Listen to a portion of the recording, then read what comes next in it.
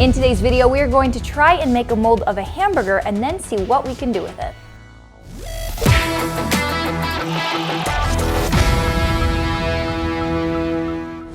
Guys, we have a cheeseburger. How does it go? Cheeseburger.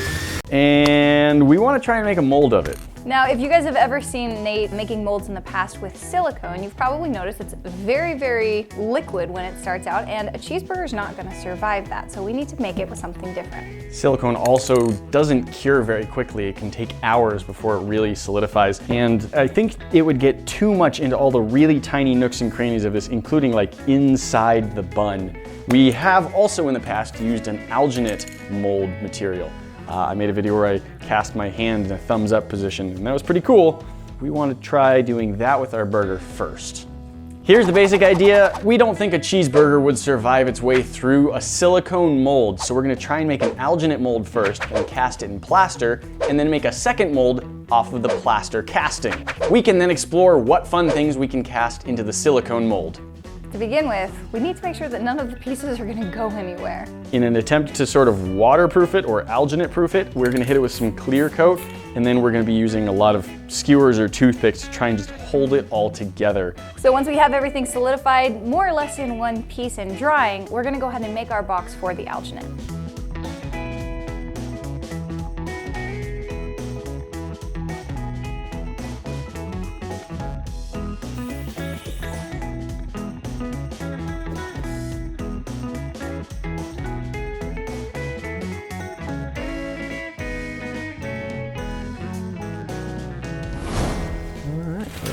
Pretty good. So yeah, a couple more skewers put in there, and these ones we're gonna drive into the foam core to just hold that burger in place. So it's 1/2 and 1/3 alginate to every 1 cup of water. So now we'll add 2 cups of water to that.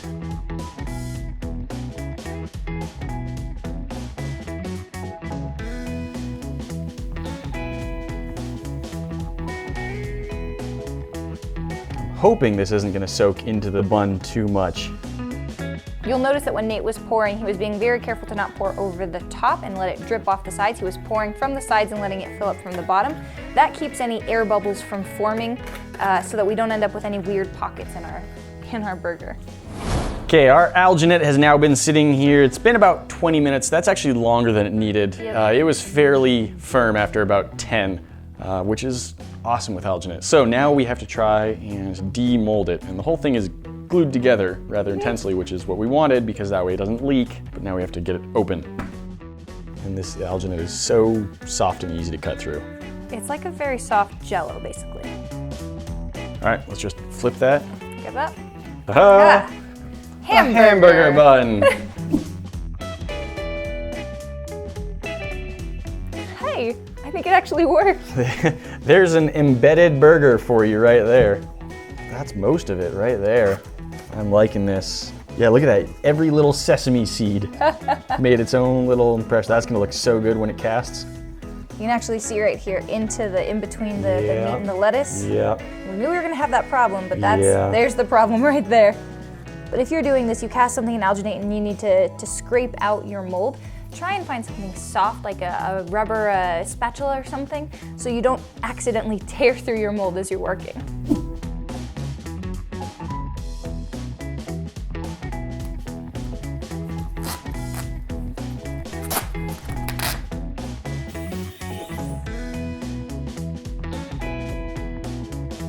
So for this plaster, it is 3 parts of your plaster and 1 part water. We're gonna add a little bit of extra water to make sure that this really does fill in nice and even.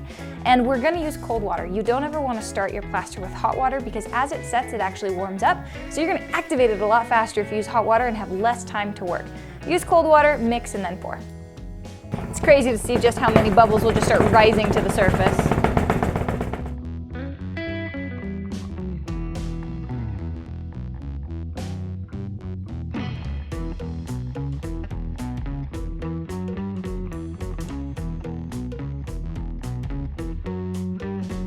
Look at that. Perfect. There's like none left, and if we had any more, it'd be just overflowing and running right out. Now we let it sit, and I think we're gonna let it sit overnight. And then you just leave it alone for 24 hours. Okay, we've let this sit overnight. It should be cured. The plaster feels good and rigid. We do have a little bit of schmutz in it where the paper towel just rested on top of it, but it is still okay. Pulling moisture off of it, but that's to be expected. Yes, it is not all the way dry because it's surrounded by alginate, which is just wet. Ready? Pull that side, moment of truth. Oh, catch it the, breaks, oh, whoa. That's what alginate does. That's what okay. it's drying. I just don't want it to fall. Oh yeah, look at this hamburger. Oh no, it looks like a hamburger. It looks perfect. Don't eat it. You can't bite through that, don't. You're right, I can't. I'm gonna put it in the oven instead.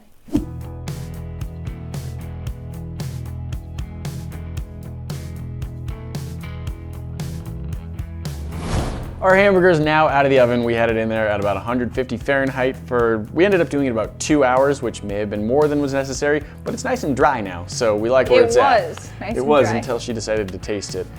So here's what we're gonna do. We want to hit it with a layer of clear coat to try and stop the silicone from soaking in. So clear coat, box that goes around it, mixing up silicone, coating our burger.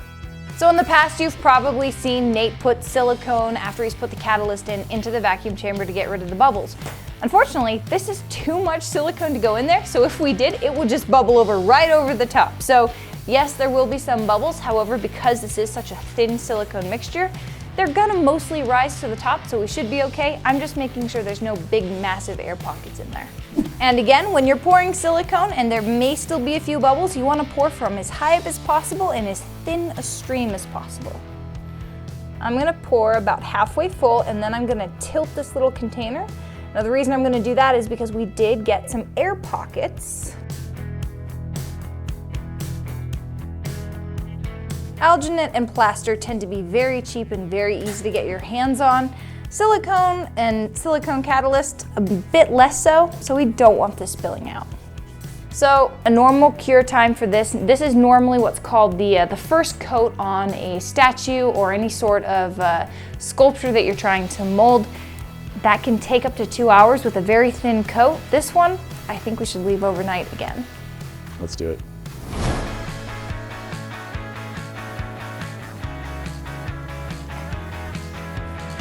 Ooh, getting a little bit stuck in some of the crevices. That's not wanting, oh, wait. No, actually, okay. Lost little bits of the mold dang. stay stuck. They're tiny though, that's pretty normal. I think we've got some plaster bits and you did, yeah, no, there's probably a bit of food alginate as well. That's fine, that's a little fine. bit, it's great, that's fine. Overall, not too bad. Okay, Let's take a look at it. We used an X-Acto knife to cut through the silicone mold all the way around, being sure to leave some wavy lines. Those will act as registration keys that help the mold fit back together. So you can see the cut, this waviness, that's what's really gonna help it hold its shape and not slide around as we cast other things in it. And you can see that when it goes together nicely, like that seam line almost disappears. You can barely see. It's perfect. It will still slide, so we're gonna tape it together just to make sure that everything stays in one place. We don't want to leak gummy candy all over the table. Okay, we've got our Jell-O recipe. It's not just straight Jell-O, added gelatin. You've probably seen us use this several times before. We've made gummy chickens. There's gummy Lego.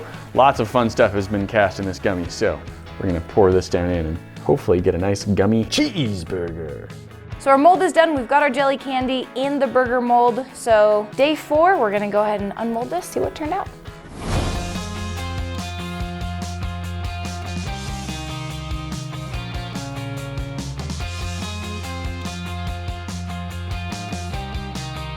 Come on, burger, you can do this.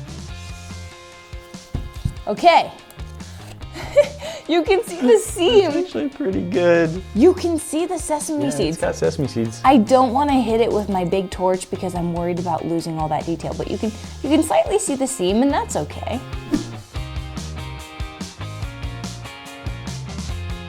It's holding together much nicer now. I am a little curious to see what happens if we hit the whole thing with the torch and can we get a shiny burger? I don't know. That's what it might wants. lose some detail, but I want to try it. In the future, everything's chrome. Everything is chrome in the future. Definitely losing some detail. I think Yeah, I'm there goes burning your- away all of our sesame seeds. They're gone. You killed them. but it looks neat. It's almost translucent now though, that's cool. I can see right through. Well, we lost a lot of detail, but you know what? Nate's right, that makes the cheese look really good. So, there we go. Jelly cheeseburger. Love it. It's amazing. All right, who's gonna take a bite out of our giant double quarter-pounder cheeseburger here? It's sticking to your gloves. That's fine. That's how a cheeseburger should react.